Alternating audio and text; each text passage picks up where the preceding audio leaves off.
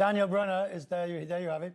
Daniel Brunner is the retired FBI special agent and president of the Brunner Sierra Group. He's with me now. I was much taken with the sort of the comments made by the police chief that we shouldn't have to be doing this, but we are.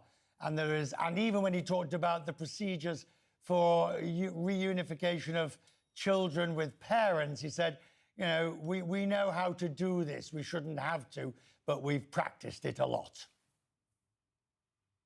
Yeah, that's unfortunate that we are here again talking about this situation, another mass shooting, especially at a children's school. My heart goes out to the family and to everyone involved. And that's this, as the chief said, this is going to be a rippling effect. Not only are the families of the victims, but the other victims are those that are not even shot. Everyone in that school is going to have some problems, you know, either mental or sleeping at night.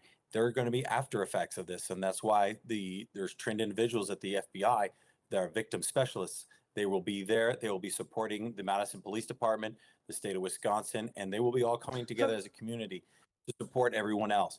The fact that this shooting has occurred again, it is an unfortunate situation that we have here in the United States, the Second Amendment, and we need to find out why and how this pathway to violence, this individual, this student, went along this way, and find out why they started, how he was able to obtain the gun, and make it more difficult for those students to individuals to get guns.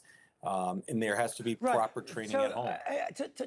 To a large extent, we can, you know, and I'm not in any sense, you'll appreciate, minimizing, but it is a very simple set of circumstances. Note I say, well, not easy, but it is a simple set of circumstances.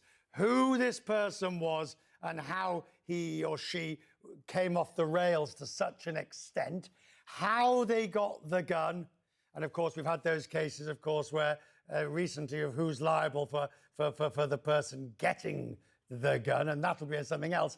And then the procedures that need to take place within a school. The chief of police there saying he doesn't favor metal detectors in schools.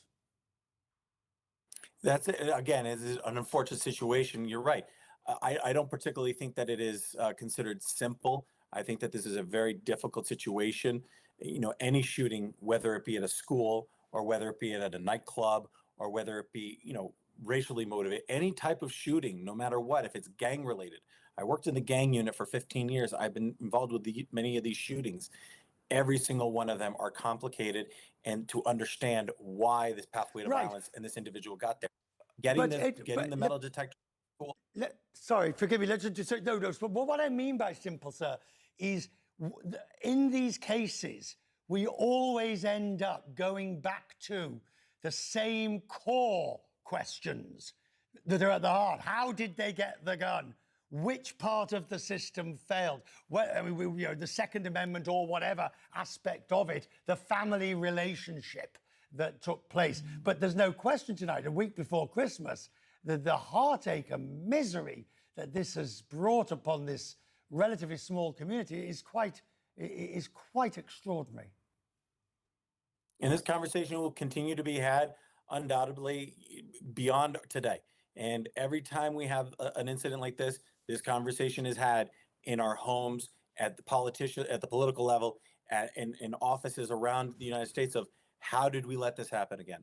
How do we not prevent this? Is it metal detectors? Is it better training? Is it more gun control? Is it less gun control?